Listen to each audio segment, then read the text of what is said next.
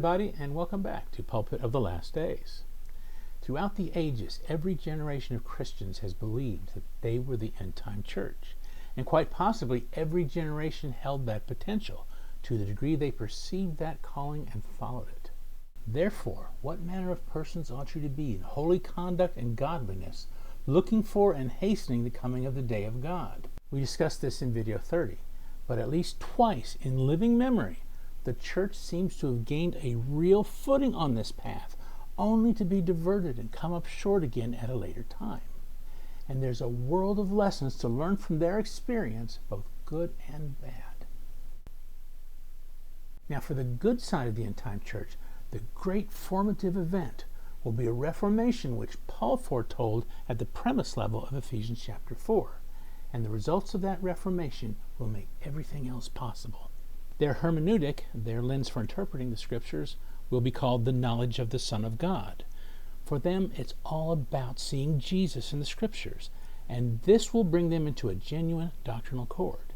But even more importantly, in the same living spiritual terms that those doctrines envision, this will help them connect with Him, shown in red, and with each other, shown in blue, to become more like Him in heart and mind, shown in green and red. And that will make the church ready for His appearing.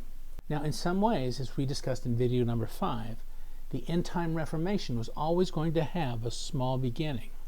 Therefore, if it was tried and failed at some early point in any of those generations, it may have seemed in retrospect to have been merely a footnote in church history, fruitful among some perhaps, yet marked on a larger scale by an inexplicable sense of loss or a feeling of a missed opportunity as the momentum eventually faded. Such was the case with the failed Reformation of the 80s, which we'll talk about here. But in the broader picture of things, that episode was still a dress rehearsal, possibly the clearest one yet, to give us an actual hands-on feeling for what the real end-time church would be like. Now, some of us who were younger Christians in those days, who are still around, are now a part of church leadership. So in a certain sense, like Joshua and Caleb, they may live to see that hope renewed as they enter the promised land with the younger generation.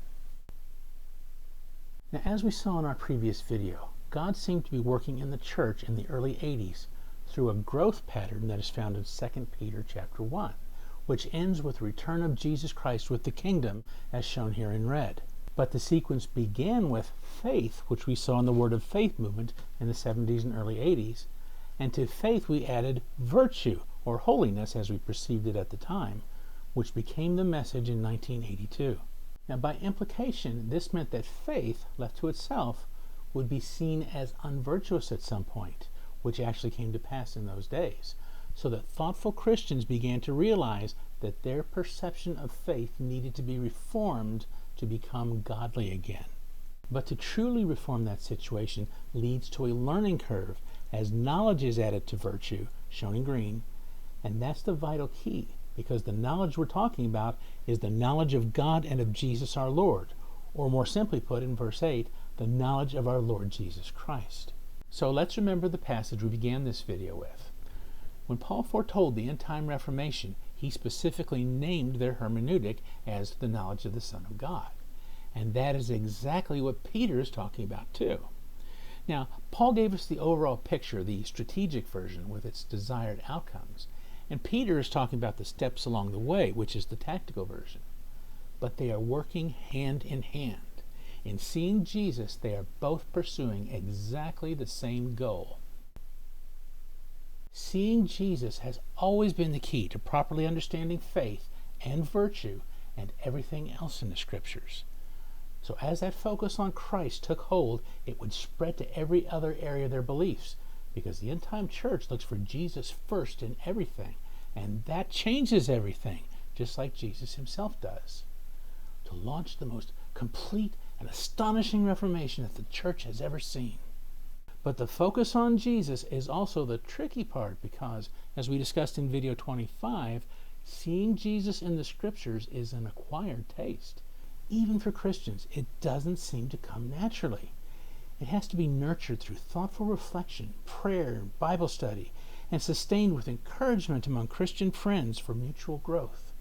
Now, the Lord has shown each of us special insights into Jesus here and there over the years.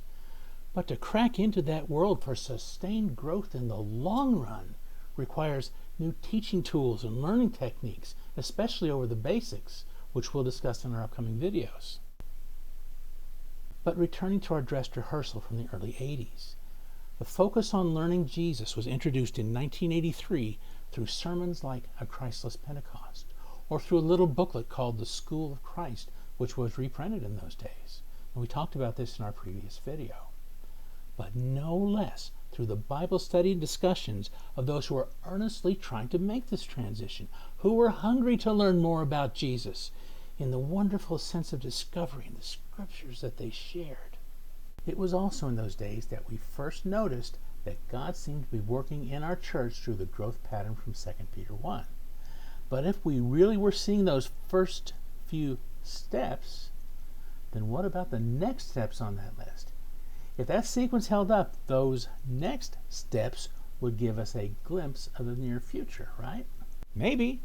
And that is a pretty amazing feeling, especially when it actually does come to pass and confirms that scriptural theory, just as it happened to us in 1983 and 84.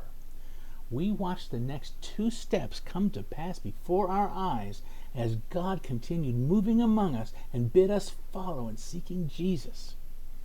But it also led us to a challenge, actually to more than one.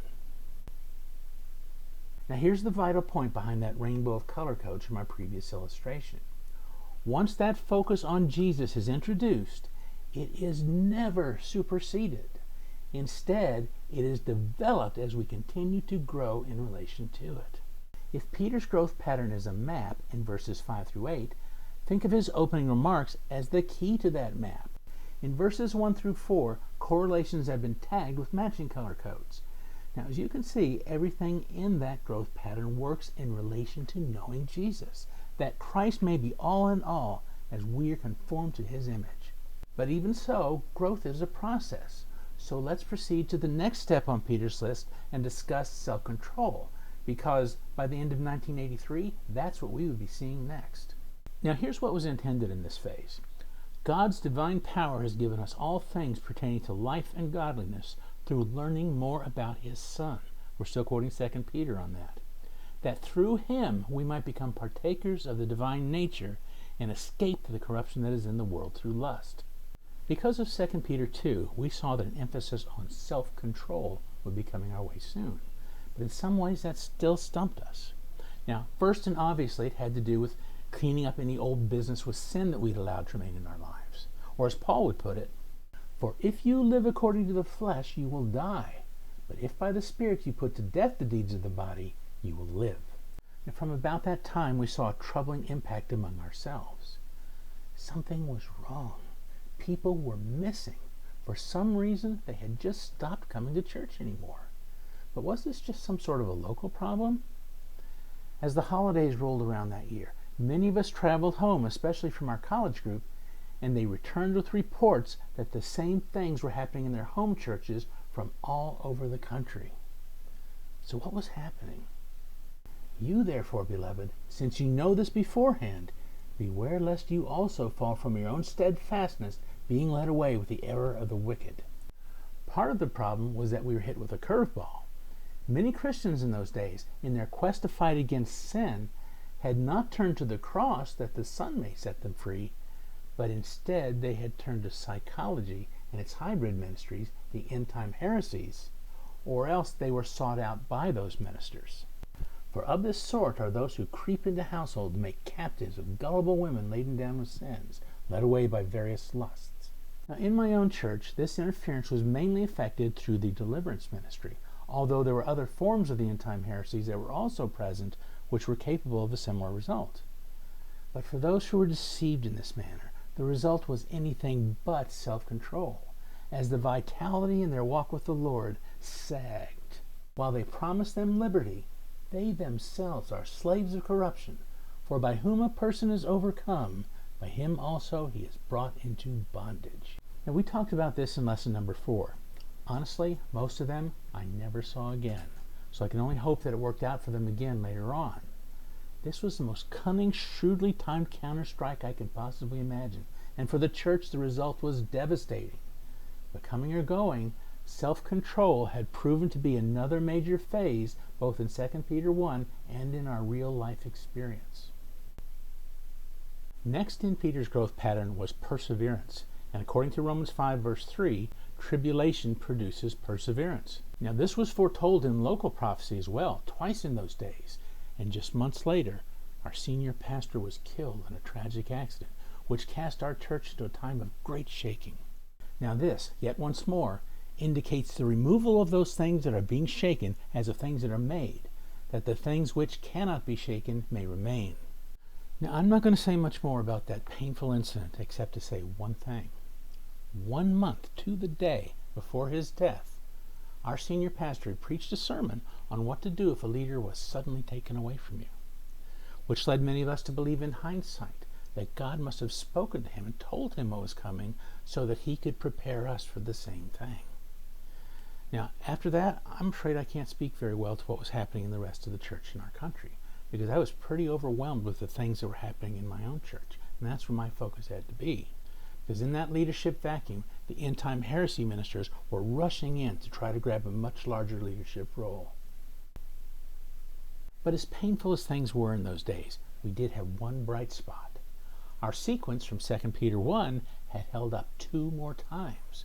So in some sense at least, it meant we were still on track, or at least that we were close enough to still catch up. Now, in those days, I went to every pastor in my church and showed them how our own recent history had been tracking very closely with 2 Peter 1. I gave examples and scriptures, and the match was complete. What we must do now, I told them, is return to the knowledge of God and of Jesus our Lord, as Peter was talking about, and take up our progress from there to look for Jesus in everything. Now, because of the scriptural proof I gave and the honest match to our recent history, even the most conservative pastor on staff was utterly convinced. One of the leading pastors, who is now doing most of the preaching, became greatly enthused with this insight, and the next Sunday he preached one of the finest Christ-centered sermons I have ever heard. Now, to a church that was down in the doldrums with tribulation and suffering over the enemy's counterattack, what a breath of fresh air, a drink of living water to a thirsty soul. And the next week he did it again. The message was just as wonderful, and our spirits soared. Weary heads were lifted up in hope. On the Sunday after that, he gave another sermon, and that was good too, but not quite as good as the first 2. By the week after that, you could tell he was really reaching for new material. Uncertainty reappeared, and not long after that, we had a new message from the pulpit. We think that God is saying, focus on the family. And the family is always important, but the fact of the matter is we were exchanging a vertical relationship for a horizontal one, and that horizontal relationship would be governed by psychology. Now, it was at this point that I would have to say that the Reformation which might have been failed at last, and with it came a shattering reality. Could it really be that a seasoned pastor such as he could preach all the insights he'd ever learned about Jesus from over all the years in just 2 or 3 sermons? And was there any reason to think that anyone else could have done any better? How many of us have gotten an insight over Jesus, or a few of them, that we've been living on for all these years? So the church went for another lap around Mount Sinai. At least we would have some time to take it apart in hindsight, analyze things, and prepare for the next time, for when the Lord brought us around again, in the days of our children.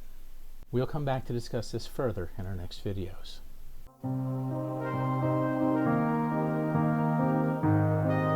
I hope you enjoyed this video from Pulpit of the Last Days, short essays about the end-time church as foretold in the New Testament. If you did enjoy it, please go ahead and click on that thumbs up button.